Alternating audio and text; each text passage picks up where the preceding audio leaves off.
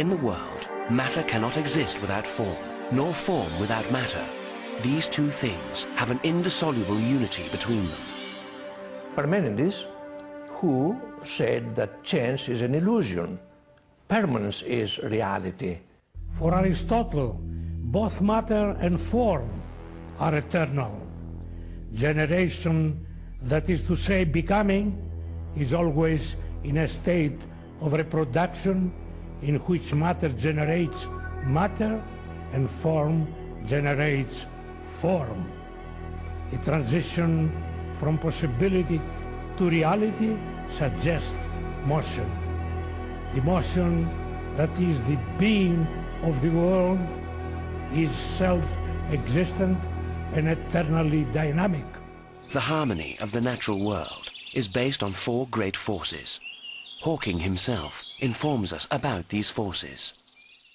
In the early 60s, the forces that were known to physics were classified into four categories that seemed to be separate and independent of each other. The first of the four categories was the gravitational force, which is carried by a particle of spin 2, called the graviton. Gravity is by far the weakest of the four forces. However, it makes up for its low strength by having two important properties. The first is that it is universal. That is, it affects every particle in the universe in the same way. All bodies are attracted to each other. None are unaffected or repelled by gravity.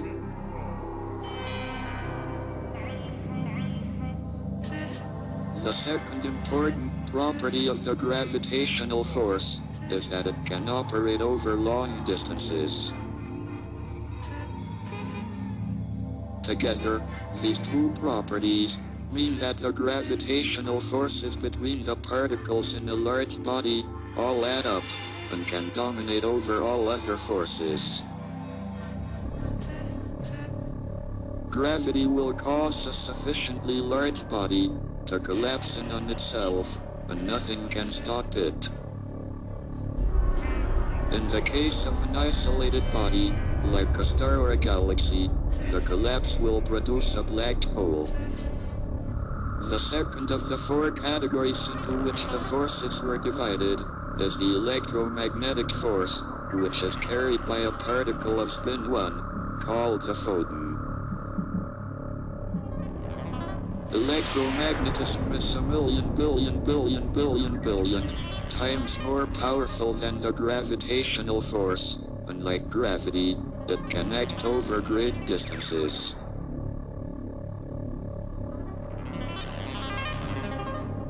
However, unlike gravity, it does not act on all particles in the same way. Some particles are attracted, some are unaffected, and some are repelled.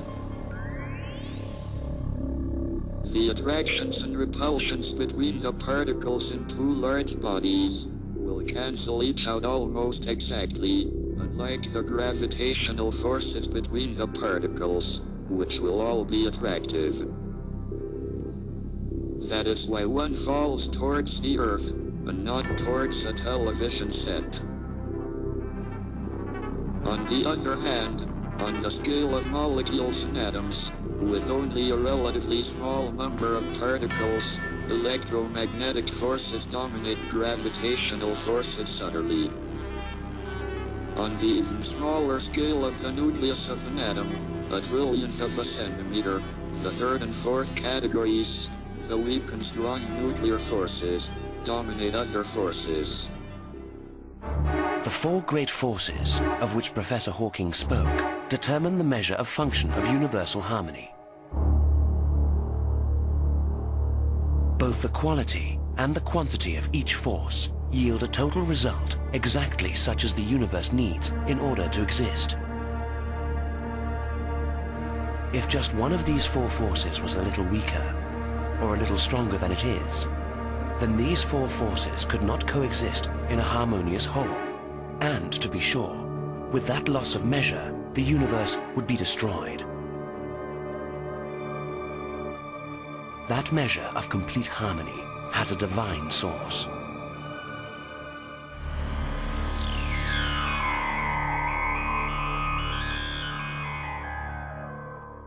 Θα ξεκινήσω απευθείας από εσάς, κύριε Παπά. Μάλιστα. In my television program, Apocryphal Harmony, in a broadcast dedicated to the whole of the cosmos, I discussed with my guests whether it was possible for man to comprehend the totality of the world that we are able to perceive outside us, beyond the Earth, beyond the planetary and galactic system.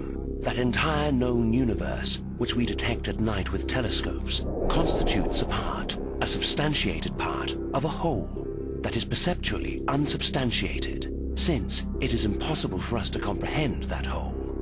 Whatever man knows, and whatever he will know in the future about the universe, will always be scant, given conventional human development.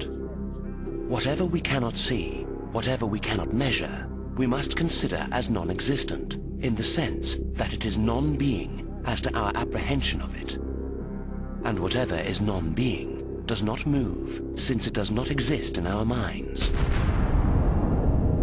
Motion is a property whose limits are within human calculation. Whatever we perceive as existent, we can say with certainty about it that it moves and is real. The water that flows from the cliff and fills the lake is a reality. But the systems of the galaxies, beyond the borders of human perception and measurement, are not real. Hence, they do not have movement, since we only suppose that they probably are found in distant worlds. The whole of the universe is not calculable with precision, nor measurable, nor demonstrable. It is beyond reason, for it has unknown limits. And finally, it is beyond all human computation or speculation. Therefore, the whole is immobile and conceptually belongs to the realms of ideas concerning God. Every scientific theory that tries to prove that the existing knowledge of the part constitutes the scale of interpretation of the whole brings to my mind the fisherman who desperately tries to illuminate the ocean with a lamp on his boat. The whole, even as a word, is conventional. Nothing bars us from saying that the whole can reproduce itself in a framework of infinite arithmetical mirror images of wholes. Have you ever entered an elevator that has mirrors all around? If not, imagine yourself as a conventional whole. Go into an elevator with mirrors and count, or try to count, how many times you see yourself all round. Many times? Very many? Or an infinite number? Our attempt to understand the universe in its wholeness indicates that our minds try to create a unified theory in which the totality of laws of the universe will be known, even if only conventionally, and we will be able to interpret it. Hawking himself discusses the theory of everything. On April the 29th, 1980, I gave my inaugural lecture as the Location Professor of Mathematics at Cambridge.